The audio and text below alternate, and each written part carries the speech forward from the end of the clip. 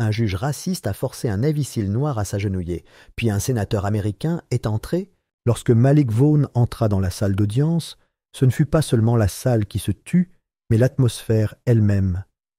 Ce silence qui engloutit le temps, telle une pression invisible qui s'abat sur les poumons de chacun. Certains se tournèrent pour regarder, d'autres firent semblant de ne pas le faire, mais tous les regards, curieux, critiques ou discrètement respectueux, se posèrent sur lui. À 32 ans, Malik se tenait en tenue de cérémonie, droit mais sans effort, les rubans sur sa poitrine reflétant la lumière tamisée qui courait tout le long du plafond. Chaque ruban racontait une histoire que la plupart des personnes présentes dans la salle ne pouvaient se comprendre. 3 déploiements, 2 missions classifiées, un sauvetage presque fatal au large du golfe d'Aden qui lui donnait encore des cauchemars qu'il refusait d'admettre.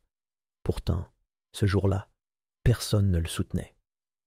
Pas un salut, pas un hochement de tête, pas même un murmure de reconnaissance.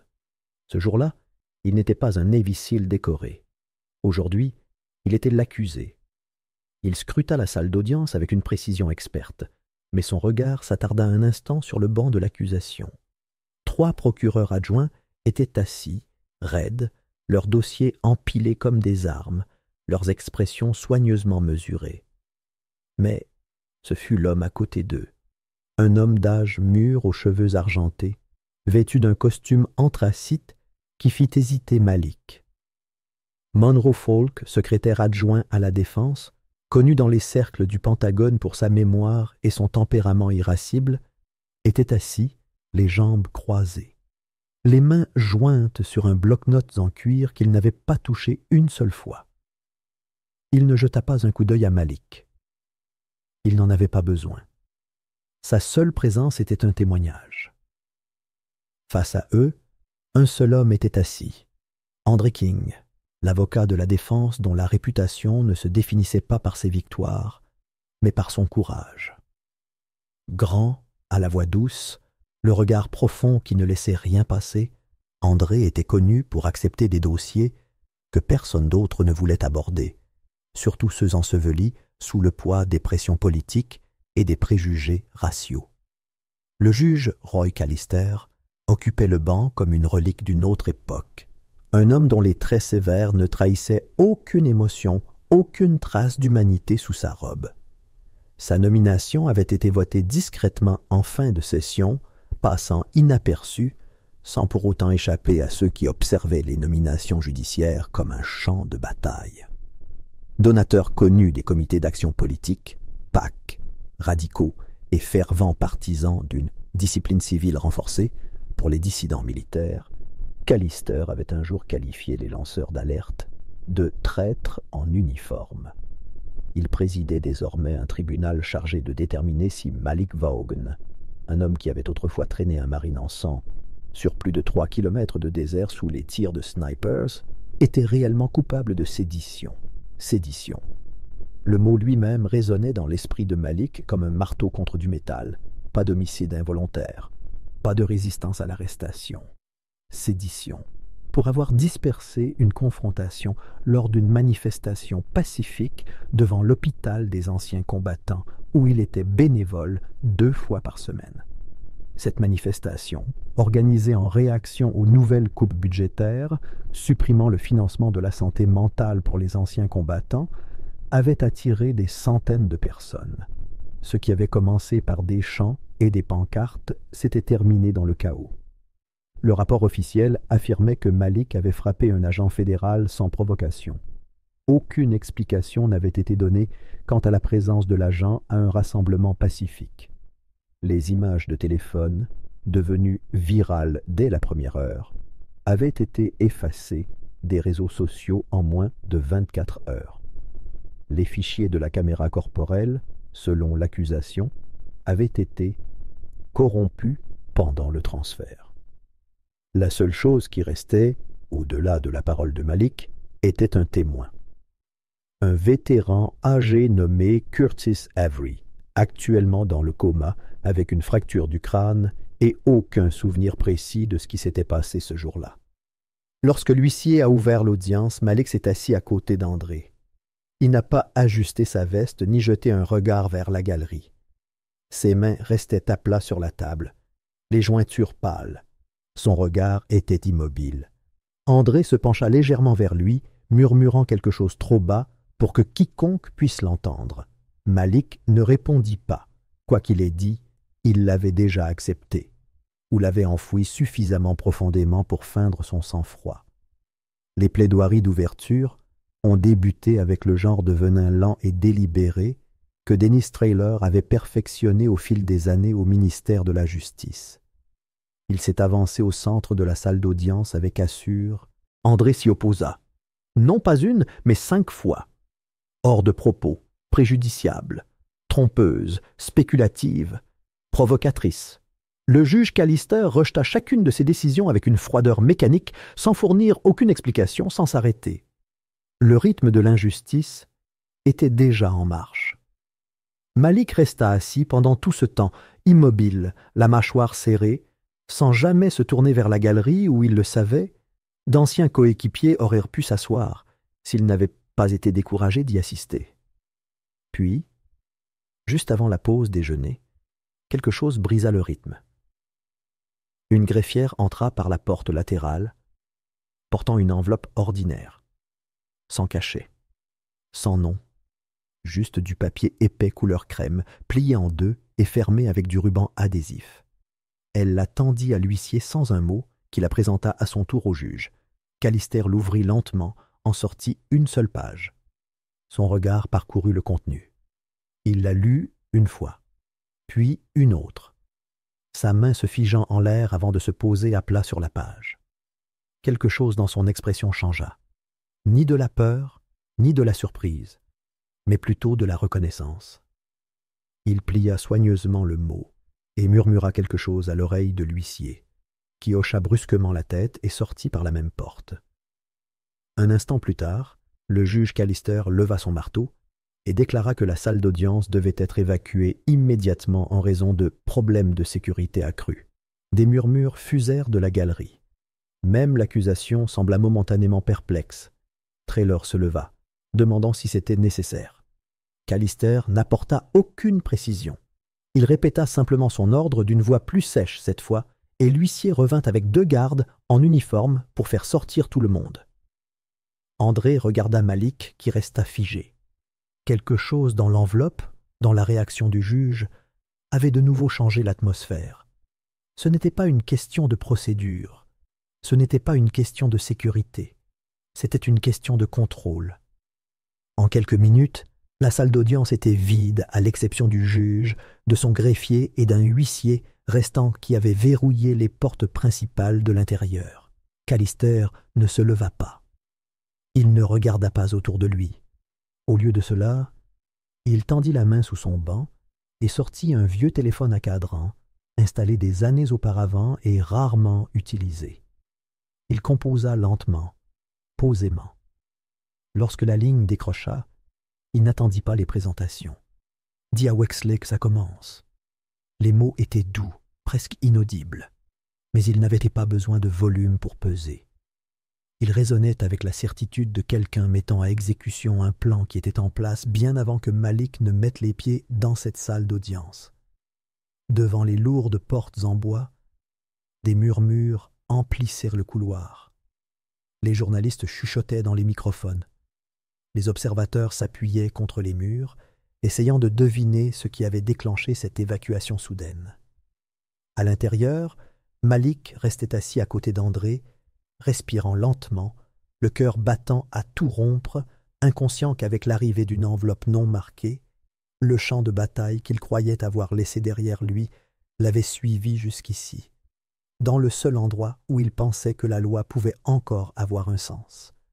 Mais dans un tribunal comme celui-ci, entre les mains d'hommes comme Callister et sous l'œil vigilant de fantômes en costume sur mesure comme Wexley et Falk, la justice n'était pas un bouclier, c'était une arme, et elle était sur le point d'être brandie. 2 jours après le début du procès, l'atmosphère de la salle d'audience ne semblait plus étouffante, elle semblait dangereuse. Chaque centimètre carré de la procédure empestait le non-dit, la traque, Il n'y avait plus seulement une tension entre la défense et l'accusation. Une troisième force invisible resserrait son emprise sur le procès comme un nœud coulant aux mains invisibles. Malik Vaughan la ressentait dans sa poitrine. Andrew King la ressentait jusqu'au plus profond de lui-même. Et le juge Callister, malgré toute sa rigidité habituelle, la trahissait par un tic indéniable. Sa main droite se mettait à trembler chaque fois que Malik se levait pour parler, ou même qu'il bougeait sur sa chaise. Les murs se refermaient. Les témoins, une fois confirmés et préparés, commencèrent à s'évanouir comme de la fumée. Le lieutenant Julian Hart, ancien commandant de Malik, devait témoigner ce matin-là. Son témoignage était censé ternir le récit de l'accusation d'une crédibilité brute. Un officier décoré se portant garant de la stabilité, de l'honneur et de la conduite de Malik sous le feu des critiques. Mais Julian n'arrivait jamais. André avait attendu devant les portes du tribunal, consultant sa montre encore et encore, jusqu'à ce qu'un appel bref et sinistre arrive de l'aéroport national Reagan. Julian avait été retenu au poste de contrôle de la TSA, signalé pour un retard indéterminé lié aux restrictions de voyage. Il n'y avait aucune inculpation, aucun document officiel. Juste une récitation fade d'un employé du bureau fédéral qui semblait trop rodé, trop calme.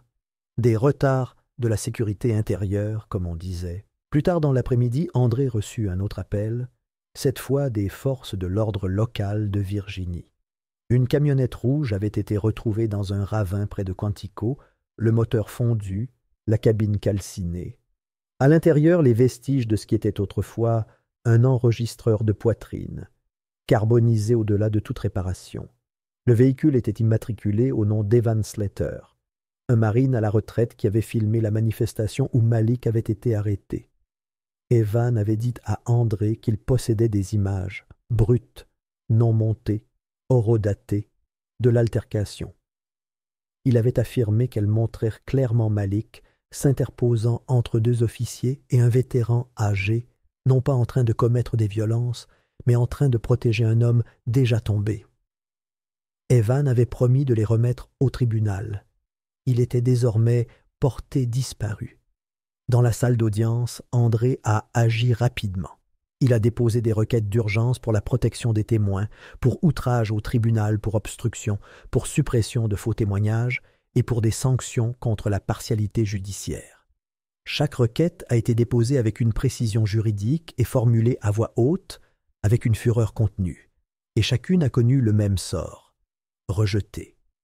Les dénégations de Callister étaient vives et glaciales, comme si elles avaient été rédigées avant même qu'André ne se lève. Ces décisions étaient moins fondées sur le droit que sur l'impulsion, chaque décision ouvrant la voie à une conclusion déjà arrêtée à huis clos. Et pourtant, le sang-froid de Callister se fragilisait dans les moments d'intimité. Chaque fois que Malik se levait, que ce soit pour s'entretenir avec André ou pour rester debout pendant la pause, la main droite du juge tremblait. C'était subtil, mais André le remarqua. Il commença à l'étudier. Quelque chose dans la présence de Malik le troublait. André avait déjà vu des racistes. C'était quelque chose de plus profond. Quelque chose qui ne tenait pas seulement aux préjugés, mais à la peur. 2 semaines avant le début du procès, loin de tout regard public, le juge Callister avait assisté à un dîner privé dans une propriété coloniale près d'Alexandria. La liste des invités était exclusive. Des entrepreneurs militaires de haut rang, des conseillers fédéraux, des stratèges juridiques et un nom qui se démarquait des autres, le sénateur Alden Wexley. Homme d'influence revêtu de patriotisme, Wexley avait fait carrière en transformant la peur en financement. Sa dernière initiative consistait à faire pression pour des protocoles de filtrage renforcés ciblant les vétérans instables, en particulier ceux issus de communautés marginalisées. Sur le papier, il s'agissait de sécurité nationale. En pratique, c'était un coup de sifflet à l'ancienne. Ce soir-là, autour d'un verre de bourbon et de cigares, Wexley avait évoqué un problème. Un certain Seal qui s'était immiscé dans des affaires extérieures à son poste. Quelqu'un qui avait déposé un rapport classifié lors de son dernier déploiement. Une opération enfouie sous les lourdeurs administratives du commandement interarmé. Au cours de cette opération, Malik avait dirigé une équipe qui avait démasqué une cellule clandestine opérant sous la bannière d'une SMP autorisée. Cette cellule avait été financée par les contrats secrets de Wexley. Le rapport de Malik n'avait jamais été divulgué, mais il en avait conservé une copie, une clé USB classifiée, cryptée et cachée, jamais transmise à la chaîne de commandement. Wexley n'en avait eu connaissance qu'après l'arrestation de Malik. Lors de la perquisition du domicile du SEAL, la clé USB avait disparu. Malik n'en avait jamais parlé, même à André. Mais les ombres qui entourèrent ce procès, ce qu'il cherchait véritablement, étaient plus sombres que la sédition. Au 4e jour du procès, la salle d'audience était pleine d'impatience. Une foule s'était rassemblée tôt le matin. Journalistes, militants, vétérans, observateurs discrets qui se souvenaient du nom de Malik, vu dans... Malik fut appelé à la barre. Il se leva sans hésitation, d'un geste discipliné et mesuré. Son uniforme semblait plus lourd ce matin-là, comme si le poids de chaque déploiement s'accrochait au tissu. Il passa devant l'accusation, accueillit le regard suffisant de Traylor avec une immobilité indéchiffrable et s'approcha du box des témoins. Puis le bruit, un craquement sec et délibéré, fit trembler la salle. Callister avait frappé son marteau. Avant que le témoin ne puisse parler, annonça-t-il d'une voix grave et lente, il s'agenouillera. L'espace d'un instant, la salle d'audience entière sembla basculer. La confusion se lisait sur les visages. Le choc figea les mains du sténographe. Malik marqua une pause à mi-chemin, sa botte s'arrêtant à quelques centimètres de la barre. Callister se pencha en avant, le banc projetant de longues ombres sur son visage. Cet homme manquait de respect à l'autorité fédérale. Il fera preuve de déférence envers le tribunal et la nation qu'il prétend servir. André se leva aussitôt, les yeux brûlants. Sa voix résonna d'objections, droit constitutionnel, abus de procédure, dignité du service militaire. Mais Callister leva la main avant qu'André puisse terminer. Son ton baissa encore, empreint d'une pointe de prédation. Monsieur Vaughn, à genoux. Des halètements retentirent comme le tonnerre. Les journalistes griffonnèrent frénétiquement. Même l'accusation s'agita, mal à l'aise. Malik resta immobile dans un premier temps. Ses yeux restèrent fixés sur Callister. Aucune colère, aucun choc, juste un souffle lent et régulier qui emplit ses poumons d'une énergie plus ancienne que la rage. Pour la première fois du procès, son expression se fracassa, non pas de peur, mais de tristesse pour un homme qui avait servi un pays qui ne l'avait jamais pleinement servi. Puis, les genoux de Malik commencèrent à fléchir. Et à cet instant précis, les portes du tribunal s'ouvrirent brusquement. Une voix fendit le silence stupéfait comme un éclair dans l'acier. Il ne s'agenouille que pour Dieu et pour ceux qui sont tombés. Toutes les têtes se tournèrent. Un homme traversa l'allée, son trench-coat humide de la tempête qui faisait encore rage dehors. Sa présence portait le poids de vieilles campagnes et des cicatrices du champ de bataille.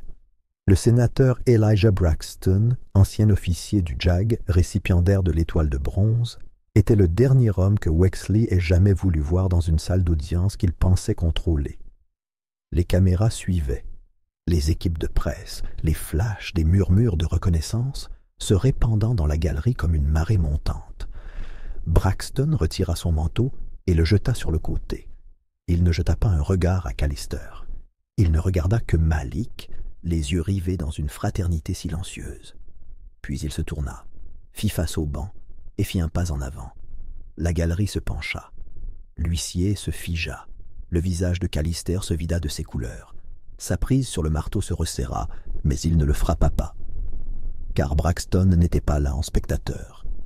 Il avait la juridiction fédérale, un pouvoir de surveillance et une vendetta personnelle contre toute institution qui osait déshonorer l'uniforme pour des raisons politiques. L'ambiance de la salle changea instantanément. Ce qui avait été un procès truqué quelques instants plus tôt avait soudainement été placé sous la surveillance nationale. Le nom de Braxton était devenu tendance en quelques minutes. La presse passait en direct. Les observateurs fédéraux commençaient à arriver dans l'heure, et Callister, pâle et en sueur, comprenait que la version des faits lui avait échappé. À l'extérieur du palais de justice, la pluie tombait plus fort. Mais à l'intérieur, quelque chose s'était fissuré, l'illusion du pouvoir, le faux calme de la corruption.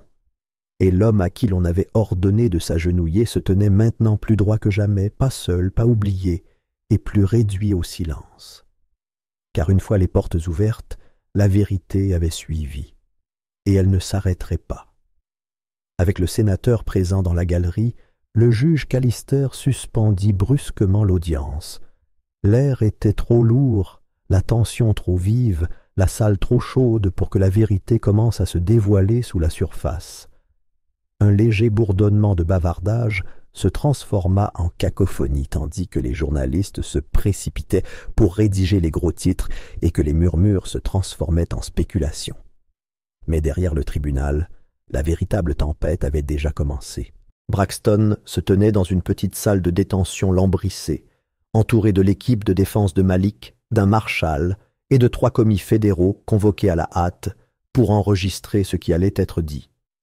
Il paraissait épuisé mais serein, comme un homme qui avait porté le poids d'un secret trop longtemps et qui avait enfin atteint l'heure de la libération. Ce qu'il révéla changea tout. Le lanceur d'alerte venait de l'intérieur du ministère de la Défense. Un analyste, anonyme même pour Braxton, qui avait glissé un colis par des moyens sécurisés, pas de nom, juste une adresse électronique et un message. Vous aviez raison à son sujet. Y étaient jointes des archives hautement cryptées, contenant non seulement la clé USB originale manquante, mais aussi des notes internes, des ordres de déploiement et des contrats de sous-traitance. Enfoui parmi les dossiers se trouvait le rapport d'après-action original de Malik, datant d'il y a 5 ans, celui qui avait disparu de la chaîne de commandement et était présumé détruit, celui qui citait des noms. Braxton avait passé les 2 dernières semaines en silence, travaillant dans l'ombre. Il a d'abord vérifié les fichiers auprès d'experts judiciaires tiers, puis a confirmé que les traces de métadonnées correspondaient aux horodatages des systèmes cloud militaires. La clé USB, longtemps considérée comme effacée ou volée, avait été clonée numériquement avant d'être supprimée, laissait-elle une ombre sur un serveur de sauvegarde distant utilisé par les agents de liaison. Cela avait demandé du temps, des manœuvres juridiques et de nombreuses faveurs, mais il l'avait fait authentifier et sceller sous embargo auprès de 3 grands médias. Il attendait le bon moment, non seulement que le tribunal, mais aussi que le pays soit prêt à l'écouter. C'était le moment. Revenant résolument dans la salle d'audience, Braxton s'est approché du banc et a fait signe de parler en tant qu'amicus curiae, un ami de la cour. Callister a résisté. Sa mâchoire s'est crispée, son regard rivé sur la presse qui affluait maintenant juste devant les portes du tribunal, leurs caméras pressées contre le verre dépoli comme un essaim. Braxton a calmement présenté au tribunal une requête déposée en urgence, signée par le président de la Cour quelques minutes plus tôt. Les documents furent scellés, mais l'ordonnance était définitive. Callister était démis de ses fonctions pour faute judiciaire, suppression de preuves pertinentes et communication non autorisée avec les agents de liaison du parquet. La salle bascula sur son axe. Le chaos régnait dans le bâtiment. Les assistants juridiques se bousculaient. Les procureurs chuchotaient dans leur téléphone. Les journalistes trébuchaient sur des câbles dans une course effrénée pour mettre à jour leur flux. En quelques heures, un remplaçant fut nommé. Clarence Toller. Un juge fédéral réputé pour son intransigeance, sa rigueur et son intouchabilité politique. Il ne s'intéressait pas aux apparences, seulement aux preuves. Toller prit ses fonctions en fin d'après-midi et, sans un mot à la presse, rouvrit l'audience selon un protocole strict. Dans la salle d'audience fraîchement dégrisée, Braxton témoigna d'une voix assurée. Il commença par retracer les documents reliant l'entreprise privée du sénateur Wexley à une série de subventions fédérales visant à maintenir l'harmonie civile, un euphémisme pour désigner la répression des manifestations organisées parmi les vétérans, en particulier ceux qui critiquaient la privatisation des forces armées à l'étranger. L'entreprise de Wexley avait négocié des contrats avec l'unité d'intégrité civile, un groupe de travail intégré au ministère de la Justice, mais composé principalement d'agents de sécurité d'entreprise. Cette unité avaient été déployés de manière sélective pour organiser des opérations de surveillance, inciter à l'agitation et piéger les dissidents virulents. Malik avait été signalé dès qu'il avait soumis le rapport fuité de l'unité par les voies officielles. Le rapport accusait les entreprises affiliées à Wexley de profits de guerre, notamment de fraude au marché public et de détention illégale pendant la campagne Helios. Malik n'avait rien dit publiquement. Il avait respecté les règles. Mais le système avait déjà décidé de son sort. Le procureur Traylor ne revint pas. La chaleur était devenue insupportable et, à huis clos, la pression des comités d'éthique juridique, publique et interne l'y força. Il se récusa juste avant le début de l'audience, invoquant un conflit d'intérêts non révélé. Whispers affirma qu'il était au courant des liens de l'unité d'intégrité civile et qu'il garda le silence jusqu'à ce que l'incendie atteigne sa porte. À sa place, un nouveau procureur arriva, le Land Prior, avocat fédéral venu d'un autre État, chargé d'évaluer le bien-fondé de l'affaire. Mais après avoir examiné les dossiers, le témoignage de Braxton, les images vidéo, les notes discréditées, la chaîne de surveillance trafiquée, la disparition du rapport original de Malik, il comprit. Il ne s'agissait plus de poursuite. C'était du sauvetage. Prior se leva respectueusement, demanda l'abandon des charges dans leur intégralité et fit une déclaration à la magistrature reconnaissant l'erreur judiciaire. Mais André Rivers, l'avocat principal de Malik et ami de longue date, s'est présenté devant le juge avant même que le marteau ne tombe. Il ne s'est pas opposé à la requête. Il n'a pas rejeté le rejet. Mais il a demandé au tribunal de poursuivre, non pas pour clore le dossier juridiquement, mais pour autre chose. Quelque chose de rare. André voulait le verdict. Malik le voulait aussi. Non pas pour se venger, non pas pour se justifier, mais parce que la tâche de l'accusation ne s'efface que lorsque la vérité est dite au grand jour. Ils avaient besoin que cela soit consigné. Ils avaient besoin que l'histoire l'entende à haute voix.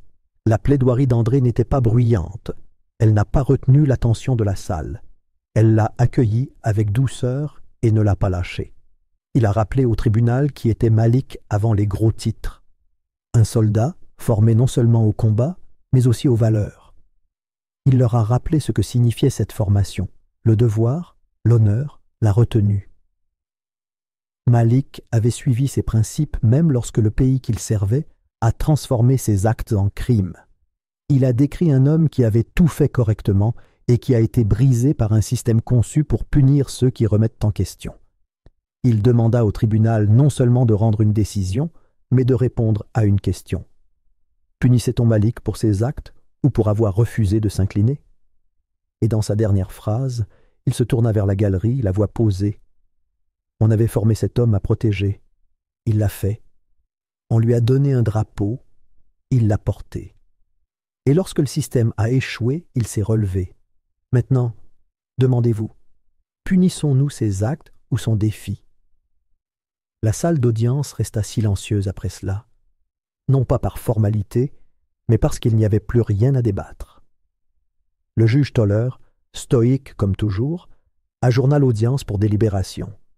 Il n'en fallut pas plus. 2 heures passèrent, mais elles eurent l'impression d'un après-midi entier comprimé dans un silence pesant. Malik resta assis, immobile. Braxton resta dans la galerie. Quelques journalistes osèrent chuchoter, mais même eux peinèrent à traduire ce qu'ils avaient vu en mots. À son retour, Toller regarda Malik droit dans les yeux en ouvrant son dossier. Son expression était indéchiffrable, mais sa voix était ferme. Dans l'affaire États-Unis contre Malik Vaughan, ce tribunal déclare l'accusé non coupable de tous les chefs d'accusation. Le premier bruit fut un halètement. Puis vinrent les applaudissements, forts, bruyants, répercutés sur le marbre, le verre et le chêne, comme si l'histoire elle-même avait expiré. Des vétérans se levèrent. Une femme près du front se couvrit la bouche et pleura. Des journalistes décrochèrent leur téléphone, filmant l'instant où un homme presque brisé par un système était enfin libéré. Mais Malik ne se leva pas immédiatement. Il ferma les yeux. Non pas pour bloquer l'émotion, mais pour l'absorber, Pas de sourire, pas de hochement de tête, juste une inspiration, profonde et concentrée, comme un soldat vérifiant son équipement avant une longue marche vers la maison. Il avait survécu au procès, mais il savait que ce n'était pas la fin. Dehors, la véritable tempête avait déjà commencé. Le verdict fit la une des journaux nationaux en quelques minutes. La vidéo du témoignage de Braxton devint virale. Les réseaux sociaux se sont éclairés d'images montées du procès, de la contention de Clemmer, des saluts que Malik avait un jour faits en uniforme et de celui qu'il avait offert silencieusement à la salle d'audience avec son immobilité. Le sénateur, autrefois intouchable et jouissant d'une immunité politique, a disparu de la scène publique en quelques heures. 3 jours plus tard, Wexley a démissionné de la commission des forces armées, invoquant des problèmes médicaux. Pas de conférence de presse, pas de discours d'adieu, juste une lettre numérisée et un vol vers une retraite privée dans les Rocheuses. Mais sa démission n'a pas suffi à enrayer les retombes. En une semaine, un grand jury fédéral a inculpé plusieurs responsables du ministère de la Justice. Les chefs d'accusation allaient de la falsification de preuves numériques à la conspiration sous couvert de loi. Des noms autrefois murmurés dans les cercles juridiques ont été mis au jour. L'enquêteur principal Gerald Platt, la procureure spéciale Ava Renner, même Monroe Folk, l'insaisissable architecte de l'unité d'intégrité civile, a formulé un démenti soigneusement formulé avant d'être démis de ses fonctions le lendemain matin. Le juge Callister, qui maniait autrefois le marteau avec une certitude suffisante, a complètement disparu. Des rumeurs ont circulé concernant une enquête interne et une assignation à comparaître sous scellé, mais aucune confirmation n'a suivi. Il était tout simplement parti. Le ministère des Anciens Combattants a publié une déclaration quelques jours plus tard. Discrète, respectueuse, une reconnaissance générale du service passé de Malik, mais pas d'excuses, pas encore. Cela prendrait du temps. Les bureaucraties ne saignent pas facilement, mais malgré cela, quelque chose avait changé. Le nom de Malik, autrefois associé à des mots comme traître et insurgé, flottait désormais dans les gros titres avec une gravité nouvelle. Vétéran, protecteur, survivant. Et Malik, il refusait toute interview. Quand les caméras le suivaient chez lui, il se faufilait dans les ruelles. Quand les chaînes de télévision lui proposaient des contrats d'édition, il les déclinait. Il ne voulait pas devenir un symbole. Il en avait assez des symboles. Il retourna dans son petit appartement. Il baissait les lumières. Il faisait de longues promenades à l'aube, quand la ville dormait encore. Interrogé sur la justice, il ne prononçait pas un mot. Mais il retourna bel et bien à l'hôpital des Anciens Combattants. Silencieusement, sans prévenir, ni en tant que patient, ni en tant que victime, juste en tant que volontaire, comme avant. Il portait des vêtements simples, pas de ruban, pas d'insigne, parfois un sweatshirt gris aux manches retroussées jusqu'aux coudes. Il travaillait dans les mêmes couloirs, il remplissait des gobelets d'eau, il s'asseyait aux côtés de patients trop malades pour parler. Il écoutait, il hochait la tête. Il ne mentionnait jamais le procès. Mais les vétérans savaient, ils avaient vu les images, entendu le verdict, et surtout, ils avaient vécu la trahison. Alors, lorsqu'ils le croisaient dans le couloir, certains lui adressaient de légers hochements de tête. D'autres ne disaient rien, mais leur regard était lourd de sens. Et de temps à autre, quand personne ne regardait, un homme âgé en fauteuil roulant ou un double amputé se reposant près de la porte levait une main tremblante et le saluait. Malik ne lui rendait jamais son salut. Il n'en avait pas besoin, parce qu'à cet instant, rien n'avait besoin d'être traduit. Plus pour eux, plus maintenant. Ils connaissaient la vérité, et ils ne s'agenouilleraient plus devant des mensonges.